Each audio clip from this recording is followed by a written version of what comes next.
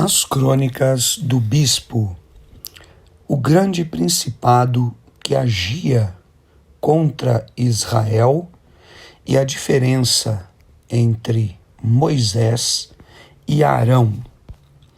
Muito bem, nesse período de consagração e de jejum dessa semana, uma condição muito especial de entendimento do mundo espiritual, sobretudo com relação a principados e potestades, tem subido ao meu coração.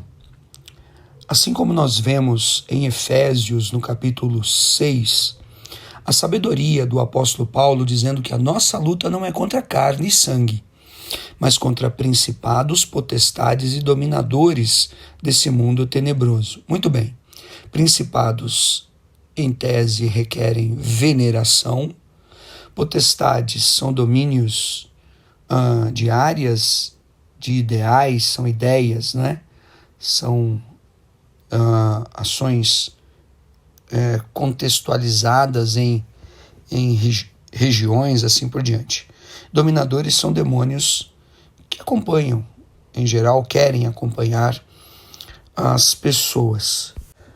Confesso que estou em uma grande encruzilhada de olhar para o testemunho de Moisés e Arão nessa releitura do Êxodo e a grandeza desses dois homens, sua eleição e sua escolha. Mas, ao mesmo tempo, as diferenças entre eles em atitudes, em ações e da maneira com a qual eles acabaram sucumbindo, se essa é a palavra correta, mas sendo influenciados por aquele caminho de lutas e que se tornou um caminho de dores realmente no deserto. Caminho esse, parênteses à parte, que o Senhor separou para incutir em Israel a sua lei, prová-los no deserto para saber o que havia em seu coração. E por diversas vezes nós nos deparamos com a palavra de um povo de dura cerviz, com uma inclinação para o mal. Ainda assim, esses dois homens, Arão e Moisés, um de 83 anos, Arão, e outro de 80 anos, Moisés, foram levantados e trazidos por Deus para confrontar Faraó e serem grandes instrumentos de Deus para a libertação do povo do Senhor, hebreus ainda, não é? Da escravidão do Egito, como já havia sido prometido e profetizado por Abraão, pelo Senhor, a Abraão em Gênesis 15, imagine, dando conta de que o povo seria escravo em uma terra alheia por mais de 400 anos, o que de fato aconteceu. Em princípio, nós vemos uma ação muito grande de Arão, não é? O cajado que é lançado diante de Janes e Jambres, os magos, né? Os mágicos, encantadores de Faraó, foi o cajado de Arão. E Moisés havia questionado ao Senhor que ele era um homem que tinha dificuldade, não é, de eloquência, assim por diante. Um contraste interessante, que Moisés recebeu cultura do Egito. Na realidade, dá a impressão que ele tinha mesmo era alguma dificuldade de expressão, como uma pessoa um pouco gaga, assim por diante. Mas de maneira alguma lhe faltava alguma condição intelectual. Mas depois nós vemos a ação direta de Moisés mesmo, com Faraó. O que de maneira alguma relegaria um mero papel de coadjuvante para Arão, porque o Senhor o levanta realmente como sumo sacerdote e dessa descendência levítica e arâmica, não é? A porção sacerdotal de Israel. Então essa grandeza desses homens, não é? As pragas do Egito se passam, o Mar Vermelho se abre, o início da caminhada no deserto se rompe, e eles vão do Horebe ao Sinai, grandes sinais de Deus com coluna de fogo, coluna de nuvem, maravilhas. O maná caiu, não é? Ainda assim, Moisés em determinado momento, quando é detido pelo Senhor, 40 dias no alto do monte, escoltado, ou melhor, salvaguardado, né, ou amparado, atendido, né, servido, achei a palavra certa, por Josué no pé do monte, se detém aquele tempo todo na presença do Senhor para trazer instruções, leis e trazer bênção grandiosa para todo o povo. Bênção essa que seria adornada com as tábuas dos mandamentos. Eu me refiro ao momento de Êxodo, no capítulo 32, vou ler 2 ou 3 versículos, Êxodo 32. E aí é onde vem essa indagação do meu coração e do meu espírito que levou a esse texto, a essa descrição, com relação à questão de uma ação tão forte, de características mesmo malignas, de ação de demônios dominadores de maneira muito profunda que agiam. E que, ao meu ver, um grande principado mesmo. Como vemos, principado do Brasil em tantos santos, não é? Que as pessoas buscam, recorrem ou até mesmo servem, ou padroeiros ou padroeiras, são realmente símbolos, não é? De principados. Sabemos na sabedoria de Jesus que o reino de Satanás não está dividido, então ele está organizado, né? Mas o texto de Êxodo 32 é o momento que Moisés está no monte e acontece uma grande sedição no arraial, no acampamento de Israel, onde os homens se exaltaram e não aguentaram mais esperar por Moisés, aquela contenda toda, aquela provação toda do deserto, aquele incômodo todo, não é? Na alma, subiu realmente com agravos terríveis para a carne. E aquele povo todo, com uma certa liderança ali das tribos, muita gente, acabam indo a Arão e levando naquela influência um desespero para o coração de Arão, que age impensadamente. Veja só, Gênesis 32, 1, né? Mas vendo o povo que Moisés tardava em descer do monte, acercou-se de Arão e lhe disse: levanta-te, faze-nos deuses que vão adiante de nós, pois quanto a este Moisés, o homem que nos tirou do Egito, não sabemos o que lhe terá acontecido, o que lhe terá sucedido. Disse-lhes Arão: tirai as argolas de ouro das orelhas de vossas mulheres, vossos filhos e vossas filhas, e trazei-mas. Então todo o povo tirou das orelhas as argolas e as trouxe a Arão. Este, recebendo-as das suas mãos, trabalhou o ouro com o buril e fez dele um bezerro fundido. Então disseram: são estes, ó Israel, os teus deuses que te tiraram da terra do Egito. Meu Deus!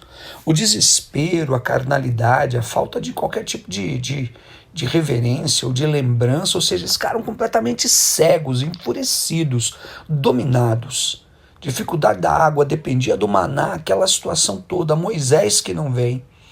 Começou com um pequeno grupo, influenciou a todos, vieram a Arão. Arão percebeu aquilo que estava acontecendo. Escute, Arão não criou nenhum tipo de exortação, não bloqueou, não chamou os levitas, seus filhos, não fez absolutamente nada que possa demonstrar o texto na contramão daquela asseveração de Israel, ou mesmo em sua posição diante daquilo que ele mesmo, Arão, teve como grande exemplo e conduta e no contexto de Faraó, do Egito, do Mar Vermelho, sabe, de tantos milagres no deserto, ou mesmo por consciência de sua família, sabe, de se reportar a identidade, a idoneidade de Moisés, assim por diante. Nada, absolutamente nada. Ele simplesmente olhou e disse: essa gente está doida, enfurecida, eles são assim mesmo, eu não vou me importar com isso, né? E o povo pediu para eles, para que ele fizesse deuses que fosse adiante deles no resto daquele caminho, porque não sabia o que tinha acontecido com Moisés. Arão não pensou duas vezes, mandou trazer o ouro que eles possuíam, que eles tinham ainda. Que coisa, né? Eles estavam doando para que o tabernáculo fosse feito, e nesse ínterim eles acabam tomando uma fração para trazer para Arão, para fazer deuses que fosse adiante deles. Arão pega aquela porção que foi trazida, recebe tudo das mãos, trabalha o ouro com o buril e faz um bezerro fundido. E fala: tá aqui, Israel, isso aqui é o Deus que tirou você do Egito. E Arão ainda vai diante daquela estátua, né? É abominação, nós todos sabemos que era abominação para Israel. E faz um altar ainda, um altar ali. E aquele povo faz uma grande festa. Diz o versículo 5, Arão, vendo isto, edificou um altar diante do bezerro, apregoando, e disse: amanhã será festa ao Senhor. Imagine, festa ao Senhor. Está escrito com letra maiúscula, então ele estava falando que era festa ao Senhor Deus, é o que eu entendo. E não ao Senhor com S minúsculo, Deus bezerro, né, que supostamente teria tirado Israel do Egito. No dia seguinte madrugaram, versículo 6, ofereceram holocaustos e trouxeram ofertas pacíficas no altar que Arão fez diante do bezerro, veja. E o povo assentou-se para comer e beber e levantou-se para se divertir. Gente, olha que situação. E aí onde eu me detenho nessa questão de principado, sabe? De idolatria, de um ídolo mesmo, de uma influência que ela se dá na mente, nos nervos, desce para o coração, que se pronuncia de uma maneira assim tão exaltada na hora da provação do deserto, na hora que tem que esperar em Deus, confiar em Deus. É onde agiu de uma maneira tão assintosa o domínio daquele principado de idolatria, que era uma religião, uma religiosidade, o desejo do homem de encontrar uma solução na carne e criar um Deus, e criar algo que se apegasse, um amuleto, algo que realmente pudesse ser palpável, tangível. O Salmo 115 que o diga, né? Os ídolos têm olhos, mas não veem, boca, mas não falam, mãos, mas não apalpam, pés, mas não caminham, boca, mas não falam. Meu Deus, um domínio tremendo, gente, que se revela no deserto, sabe? Que se manifesta mesmo no deserto. E que faz o próprio Arão, aquele homem tremendo, primeiro a usar as vestes oficiais, sacerdotais, do ofício sacerdotal. Que homem tremendo, que homem grandioso, Arão. Mas não colocou aquele anteparo de maneira alguma, sabe? Então é terrível a luta que nós temos e nós muitas vezes não percebemos. As características das pessoas. Por que tem tanta gente doente da alma, do corpo, do coração? Tanta gente doida, enfurecida? Por que tem tanta gente cega, apática? Sabe, não é fora só da igreja, dentro da igreja. Existem domínios de religiosidades terríveis. Veja, o Arão faz o bezerro, constrói um altar e eles vão celebrar ao Senhor com ofertas e holocaustos e cantam e dançam. Ou seja, era uma mistura, sabe, uma mistureba. Sabe, um negócio assim de grande aparência e festa e música envolvente. O negócio se tornou tão envolvente. Veja, o desejo de fazer o bezerro de ouro levou a uma festa que contagiou, sabe? Um efeito cascata, uma coisa realmente terrível, perversa, que deflagra o domínio de espíritos realmente de idolatria, que manifestam em grande medida essas ações. Agora, é como se fosse a influência do principado, é como se fosse a unção. Nós temos a unção do Espírito de Deus que a gente sente chegando sobre nós. E essa ação, ou essa falsa unção, a forma que eu estou encontrando de explicar isso, sabe? É como uma névoa de perversidade que na hora da provação deles no deserto, todo aquele contexto de dificuldades que existia, vinha como aquela névoa, uma falsa unção, sabe?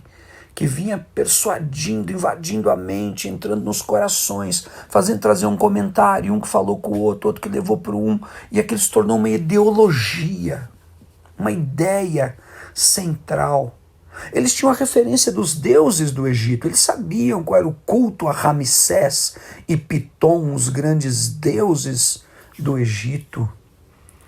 Aquilo estava dentro deles como uma referência ainda, sabe? Referência de idolatria, de servir diante do ídolo, de piedade ou autocomiseração, ou de inferiorizar-se diante do ídolo, sabe? É uma coisa terrível. Essa influência do principado é uma unção fake, é uma névoa que corrói valores, que deturpa mentalidades vitoriosas, que destrói talentos e que leva influência sobre a liderança. Veja que Arão tem essa atitude fazendo o bezerro de ouro e um altar para o ídolo. Moisés desce exasperado, quebra as tábuas do mandamento, é terrível. Depois, dentro daquele contexto todo, ainda eles vão, Arão e Moisés. E o Moisés fere 2 vezes a rocha. Os dois, fazendo um parênteses, Arão e Moisés não entram na terra prometida. Arão morre com 123 anos no Monte Hor. Moisés com 120 anos no Monte Nebo, olhando para as planícies e as campinas da terra de Canaã. Veja, Arão não chegou nem a contemplar a terra de Canaã. Moisés contempla a terra de Canaã. 123 anos, 120 anos. Ou seja, o ministério de ambos, o ministério de 40 anos. Vem a morrer os dois, não estou abrindo todos os textos, mas está lá, no mesmo ano, né? Agora, quando fala da morte dos dois, interessante, o Senhor não se refere ao bezerro de ouro, a quebrar as tábuas da lei, ou a outro tipo de falha que eles pudessem ter tido. Para muitos, Moisés errou quando casou com a mulher cuxita, não é? Arão esteve naquela sedição contra Moisés, junto com Miriam, não é? Mas na passagem de ambos, na morte de ambos, o que o Senhor reporta não são esses erros, mas sim aquela passagem de ter ferido a rocha 2 vezes, né? Interessante. Mas, queridos, entrando agora um pouquinho nessa diferença entre Moisés e Arão, não é? Muito embora o Senhor revelou para Moisés no monte que o povo havia se rebelado e feito o bezerro de ouro. Deus fala para Moisés em Êxodo 32 isso. Quando ele desce, ele e Josué ouvem o barulho, Josué pensa que é uma guerra, e Moisés fala, não, é uma festa, é música. E quando Moisés vê o bezerro de ouro, vê toda aquela cena, ele quebra as tábuas do mandamento, dos mandamentos que Deus havia escrito com o próprio Deus, a letra de Deus, né? A escrita de Deus está escrita. E aí vem falar com Arão e fala, Arão, o que é isso? O Arão fala, olha, peguei o ouro, o povo isso, o povo aquilo, joguei aqui, mexi e saiu o bezerro. É o que Arão fala. Moisés não tem uma ação, uma atitude contra Arão. Veja que situação. Arão era ungido de Deus, Arão era o sumo sacerdote de Israel, a primícia, o primeiro. Depois, quando ele parte, Eleazar o filho de Arão assume, né? O Senhor chama Moisés no Monte Hor com Arão e Eleazar. O Arão tira a veste sacerdotal, veste o seu filho e ali ele parte. Então Arão foi preservado, creio eu, e o comentário que eu li também por isso, para que Moisés não denegrisse, né, a condição do sacerdócio. Mas sabe o que Moisés faz, queridos? Moisés chama os levitas, ele diz: quem é pelo Senhor Deus de Israel aqui? Meu Deus! Olha a diferença da ação. Porque Arão poderia também ter tido essa ação. E aí aparecem os levitas, inúmeras quantidades dos filhos de Levi, bem todos. Sabe o que Moisés diz? Ele diz assim, olha, Êxodo 32, 26. Quem é do Senhor, vem até mim. Moisés dizendo. Então se ajuntaram a ele todos os filhos de Levi, veja, aos quais disse, assim diz o Senhor, o Deus de Israel, cada um cinja a espada sobre o lado, passai e tornai a passar pelo arraial de porta em porta, e mate cada um a seu irmão, cada um a seu amigo, cada um a seu vizinho. Meu Deus! Sabe o que os levitas fizeram? Eles mataram 3.000 homens em Israel naquele dia ao fio da espada, mandados por Israel, seu vizinho, seu irmão, seu familiar, seu amigo. Entende? O principado, ele trouxe um domínio e uma perversidade de um nível que eles estavam desviados de uma forma tão profunda que gerou uma contaminação generalizada. Arão foi contencioso, Arão foi volúvel, Arão foi envolvido naquele ambiente. E talvez até em uma ação de, sabe assim, dane-se, sabe? Me perdoe a expressão, ou não tô nem aí com vocês mais, sabe assim? Ou talvez uma história enorme poderia ser feita numa perícia de alguém que tem entendimento grande sobre liderança, mas gente, olha isso.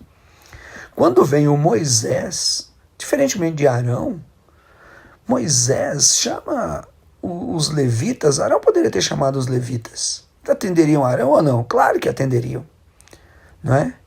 Talvez Arão temesse uma guerra, sei lá, entre eles, né?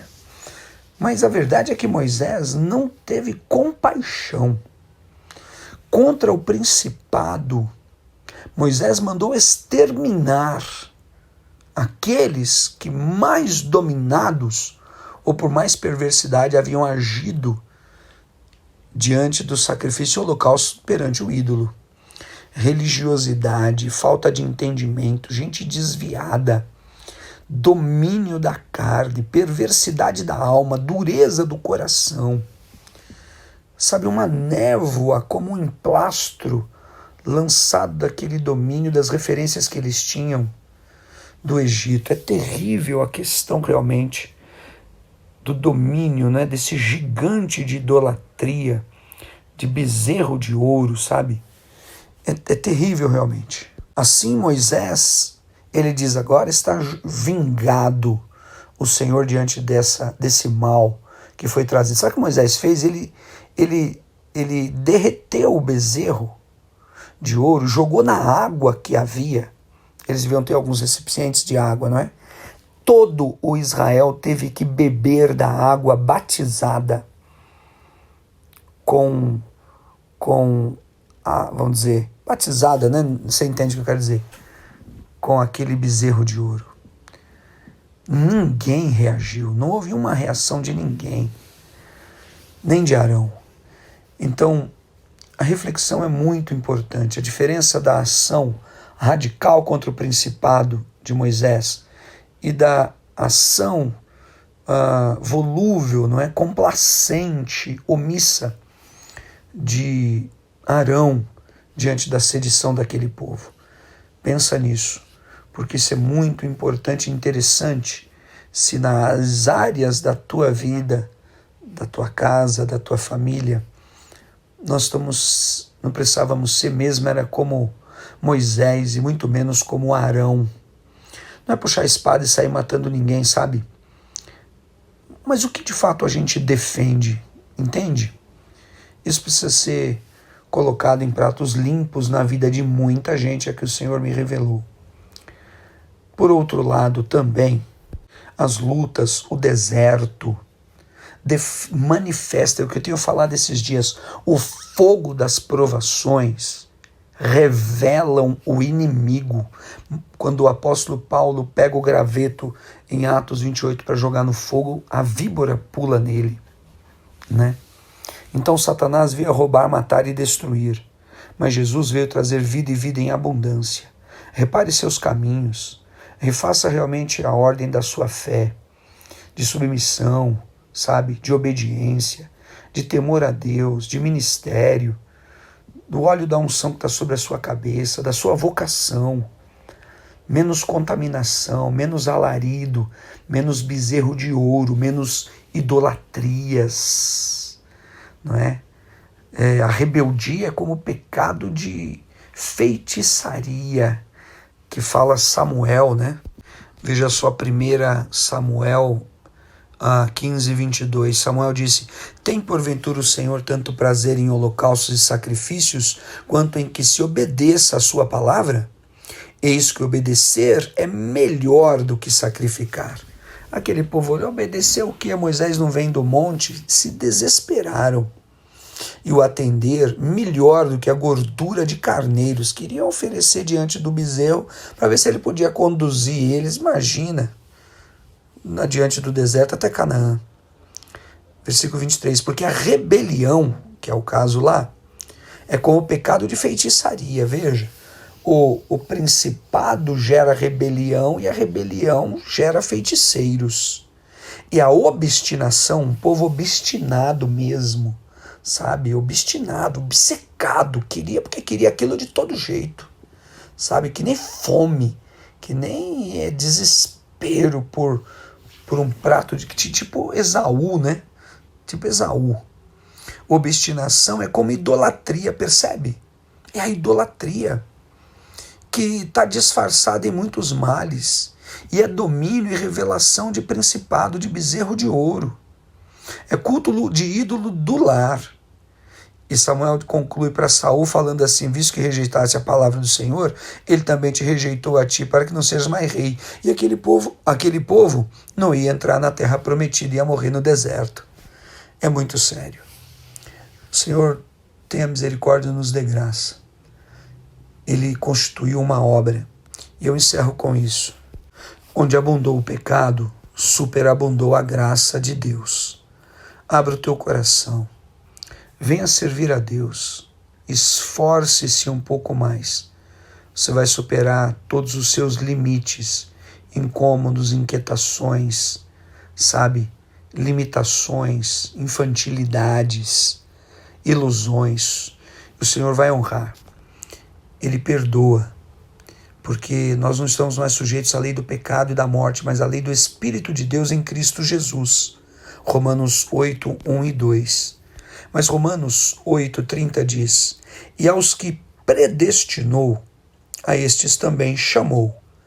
Aos que chamou, a estes também justificou. E aos que justificou, a estes também glorificou. Eu quero falar a pessoas predestinadas, pessoas chamadas, pessoas justificadas. Eu hoje mais do que nunca sei que o Senhor é que me justifica.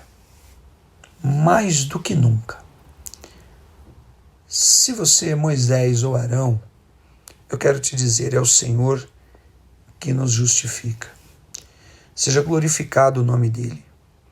Mas ele diz assim: aquele que ele justificou, também glorificou. Em outras palavras, Deus levanta o seu ungido.